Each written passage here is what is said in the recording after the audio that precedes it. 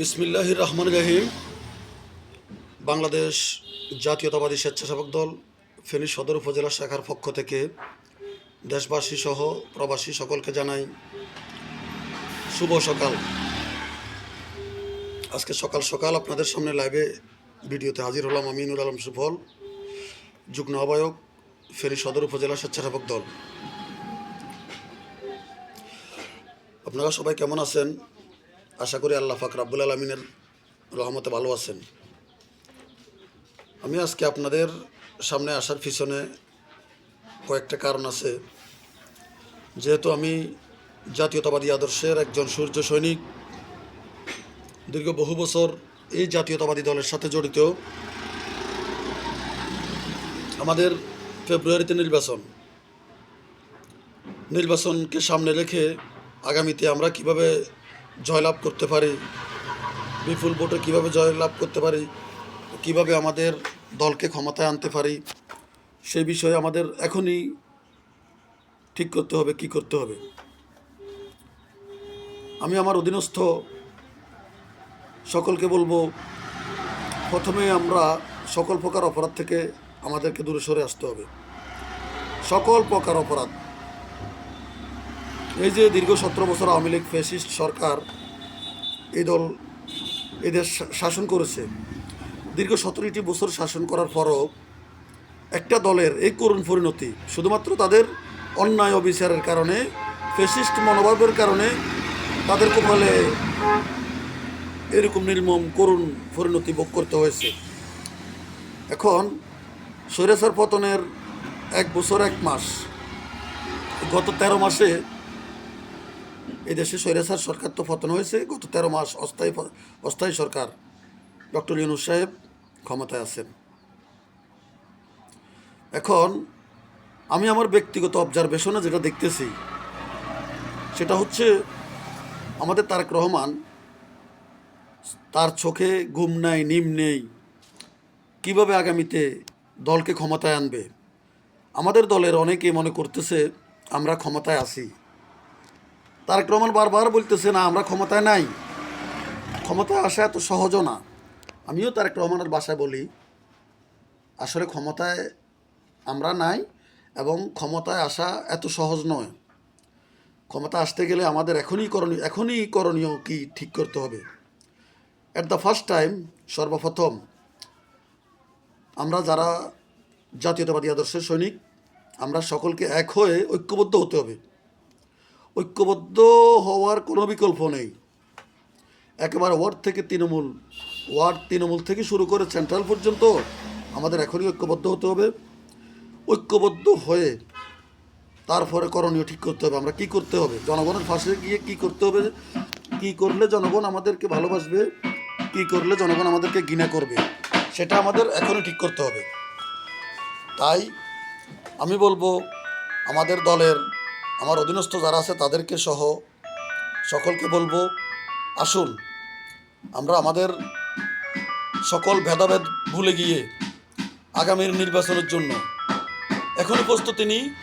জনগণের ধারে ধারে যাই, জনগণের ধারে ধারে গিয়ে আমরা আমাদের সাধ্য অনুযায়ী তারেক রহমানের পক্ষ থেকে জনগণের পাশে দাঁড়াই। যারা বিপদে আছে, যারা অসুস্থ আছে, যাদের জায়গা নিয়ে সমস্যা, যাদের অন্য কোনো সমস্যা, যারা একটা মেয়ের বিয়ে দিতে পারতেছে না, একটা মানুষের চিকিৎসা করতে পারতেছে না, আমরা আমাদের সামর্থ্য অনুযায়ী তাদের পাশে দাঁড়ানোর এখনই চেষ্টা করি। আর আমাদের মধ্যে যেসব ভুল ত্রুটি আছে সকল ভুল ত্রুটি পরিহার করে ঐক্যবদ্ধভাবে আমাদের নেতা তারেক রহমানকে ক্ষমতায় বসানোর জন্য আমরা জনগণের পাশে দাঁড়াই। বিশ্বাস করেন, আগামীতে ওই দল ক্ষমতায় আসবে যে দল জনগণের ভোটে নির্বাচিত হয়ে ক্ষমতায় আসতে হবে। জনগণ যাকে ভোট দিবে তাকেই আগামীতে ক্ষমতায় আসবে। তাই আসুন, জনগণ আমাদেরকে ভোট কেন দেবে? আমাদের নীতি আদর্শ যদি ঠিক না থাকে, আমরা যদি ভুলের মধ্যে থাকি, অন্যায় অবিচারের মধ্যে থাকি, জুলুমের মধ্যে থাকি, এরপরে সন্ত্রাসবাদের মধ্যে থাকি, সকল প্রকার অপরাধের সাথে যদি আমরা থাকি, আমাদের মধ্যে যদি জনগণ ইনসাফ না পায়, ভালো কিছু না পায়, যে ধরেন একটা লোক একটা নিম গাছ লাগাই, সে যদি বলে আমি মিষ্টি জাতীয় কোনো কিছু আশা করি, তাহলে কি সে পাবে? তো এই মিষ্টি জাতীয় কিছু পেতে হলে মিষ্টি জাতীয় কিছু রোপণ করতে হবে। তাই আমি বলবো ভাই আর অহংকার করবেন না, নিজেকে হেমবাবু মনে করবেন না। নিজেকে হেমবাবু মনে করে লাভ হবে কি যদি আমার দলে ক্ষমতায় না আসে? আরে আমার দল ক্ষমতায় না আসলে, আমার দল ক্ষমতায় আসলে আমি যদি একজন সাধারণ পাবলিকও হই আমার দাম আছে। আর আমার দল ক্ষমতায় না আসলে আমি সদর উপজেলার যুগ্ম আহ্বায়ক, আমি স্বেচ্ছাসেবক দলের মাঝগাছি ইউনিয়ন সভাপতি, এগুলোর কোনো দাম নাই। আমরা আমাদের গত 1 বছরের ভুলগুলা এখনই সংশোধন করতে হবে, অন্যথায় আমাদের সামনের ভবিষ্যৎ অন্ধকার, আমাদের কপালে আরও করুণ পরিণতি আছে। তাই আমি আবারও বলবো আমি দল ভালোবাসি, আমি আপাত মস্তক একজন জাতীয়তাবাদী পরিবারের লোক। আমি খুব কষ্ট পাচ্ছি। আমাদের সকল ভুল ত্রুটি ভুলে গিয়ে, সকল অপরাধ ভুলে গিয়ে, সকল অন্যায় বিচার আমরা পরিহার করে আমরা ঐক্যবদ্ধ হয়ে এখন থেকে আমরা ফাড়ায় মহল্লায় ওয়ার্ড থেকে শুরু করে আমাদের ঘরে ঘরে গিয়ে আমাদের দলের জন্য কাজ করতে হবে। তবে কাজ করার পাশাপাশি আমাদেরকে সংশোধন হয়ে আসতে হবে। আমি চুরি করি, গাঁজা বিক্রি করি, বিভিন্ন অপরাধ করি, সালিশ বাণিজ্য করি, এগুলো যদি আমি করি, এগুলো করার পর যদি আমি ঘরে ঘরে যাই, যদি ভোট চাই, জনগণ আমাকে ভোট দেবে না। আমাকে আগে এগুলো পরিহার করতে হবে। আমাকে এগুলো পরিহার করে এসে তারপরে জনগণের ধারে ধারে গিয়ে ভোট চাইতে হবে। জনগণের কাছে কিছু লোক গেলে জনগণ ভোট দেবে, আবার কিছু লোক গেলে জনগণ ভোট দেওয়া থাকলেও দেবে না, বলে যে এই লোক আসছে ভোটের জন্য, তাহলে ভোট দিলে তো কী অবস্থা হইব। তো যাই হোক, কথা আর বাড়াবো না। আমার সকলকে আবারও ধন্যবাদ জানিয়ে খালেদা জিয়া আমাদের নেত্রী, আমার মা খালেদা জিয়ার সুস্বাস্থ্য কামনা করে তারেক রহমানের হাতকে শক্তিশালী করার জন্য দলের জন্য কাজ করব।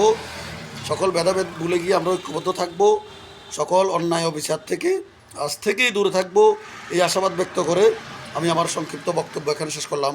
আল্লাহ হাফেজ। বাংলাদেশ জিন্দাবাদ। বাংলাদেশ জাতীয়তাবাদী স্বেচ্ছাসেবক দল জিন্দাবাদ।